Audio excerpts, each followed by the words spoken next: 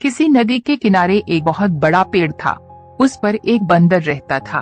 उस पेड़ पर बड़े मीठे रसीले फल लगते थे। बंदर उन्हें भरपेट खाता और मौज उड़ाता। वह अकेला ही मजे में दिन गुजार रहा था। एक दिन एक मगर कहीं से निकलकर उस पेड़ के तले आया जिस पर बंदर रहता था। पेड़ पर से बंदर ने पूछ, तू कौन है भाई? मगर ने बंदर की ओर देखकर कहा, मैं मगर हूँ, बड़ी दूर से आया हूँ, खाने की तलाश में यूं ही घूम रहा हूँ। बंदर ने कहा, यहाँ खाने की कोई कमी नहीं है, इस पेड़ पर ढेरों फल लगते हैं, चखकर देखो, अच्छे लगे तो मैं और दूंगा, जितने जी चाहे खाओ। यह कहकर बंदर ने कुछ फल तोड़कर बंदर की ओर फेंक दिए। मगर ने उन्हें चखकर कहा, वाह, ये तो बड़े मजेदार हैं। बंदर ने और भी ढेर से फल गिरा दिए। मगर उन्हें भी चटकर गया और बोला, कल फिर आऊंगा, फल खिलाओगे? बंदर ने कहा, क्यों नहीं, तुम मेरे मेहमान हो, रोज आओ और जितने जी चाहें खाओ। एक दिन यूं ही वे अपने अपने घरों की बातें करने लगे। बातों बातों में बंदर ने कहा कि मगर भाई, मैं दुनिया में अकेला हूँ और तुम्हारे जैसा मित्र पाकर अपने को भाग्यशाली समझता हूँ। मगर ने कहा कि मैं तो अकेला नहीं हूँ, घर में मेरी पत्नी है, नदी के उस पार हमारा घर है। बंदर ने कहा, तुमने पहले क्यों नहीं बताया कि तुम्हारी पत्नी है? मैं भाभी के लिए भी फल भेजता। मगर ने कहा कि वह बड़े शौक से अपनी पत्नी के लिए ये रसीले फल ले जाएगा। मगर की पत्नी को फल बहुत पसंद आए। मगर की पत्नी बड़ी चालाक थी।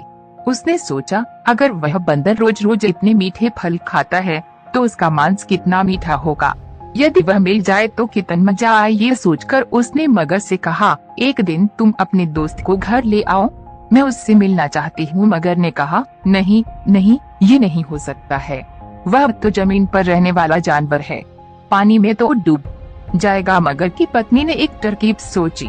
एक दिन उसने बीमारी का बहाना किया और ऐसे आंसू बहाने लगी मानो उसे बहुत दर्द हो रहा है। पत्नी बोली, मैं बहुत बीमार हूँ।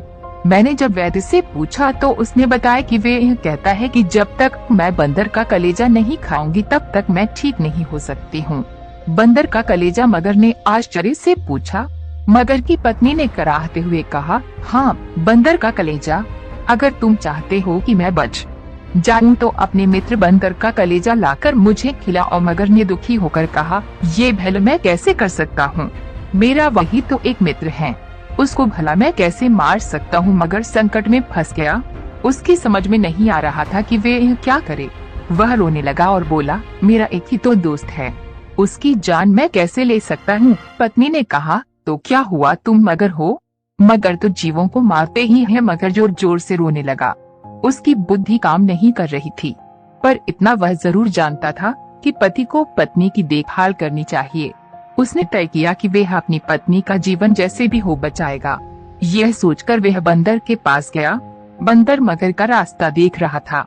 उसने पूछा, क्यों दोस्त, आज इतनी देर कैसे हो गई, सब कुशल तो है न? मगर ने कहा, मेरा और मेरी पत्नी का झगड़ा हो गया है, उसने कहा है कि मैं तुमको अपने साथ ले जाऊं, अगर नहीं चलोगे तो वह मुझसे फिर झगड़ेगी। बंदर से हंसकर कहा, बस इतनी सी बात थी, मैं भी भाभी से मिलना चाहता था।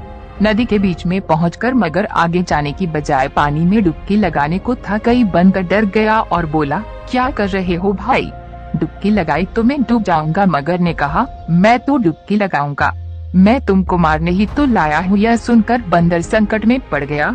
उसने कहा, क्यों भाई, मुझे क्यों मारना चाहते हो, मैंने तुम्हारा क्या बिगाड़ा है? मगर ने कहा, मेरी पत्नी बीमार है, वैद्य ने उसका एक ही इलाज बताया है, यदि उसको बंदर का कलेजा मिल जाए तो वह बच जाएगी।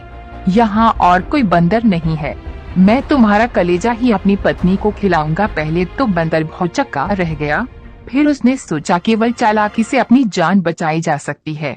उसने कहा, मेरे दोस्त, ये बात तुमने पहले क्यों नहीं बताई, मैं तो भाभी को बचाने के लिए अपना कलेजा खुशी खुशी दे देता, लेकिन वो तो नहीं, किनारे पेड़ पर टंगा है, मैं उसे हिफाजत के लिए वहीं रखता हूँ, तुमने पहले ही बता दिया होता तो मैं उसे साथ ले आता, यह बात है। मगर बोला, हाँ, जल्दी वापस चलो, कहीं तुम्हारी पत्नी की बीमारी बढ़ न जाए। मगर वापस पेड़ की ओर तैरने लगा और बड़ी तेजी से वहाँ पहुँच गया। किनारे पहुँचे ही बंदर छलांग मारकर पेड़ पर चढ़ गया। उसने हंसकर मगर से कहा, जाओ मूर्खराज, अपने घर लौट जाओ, अपनी दुष्ट पत्नी से कहना कि तुम दुनिया के सबसे बड़े मूर्ख हो, भला कोई अपना कलेजा निकाल कर अलग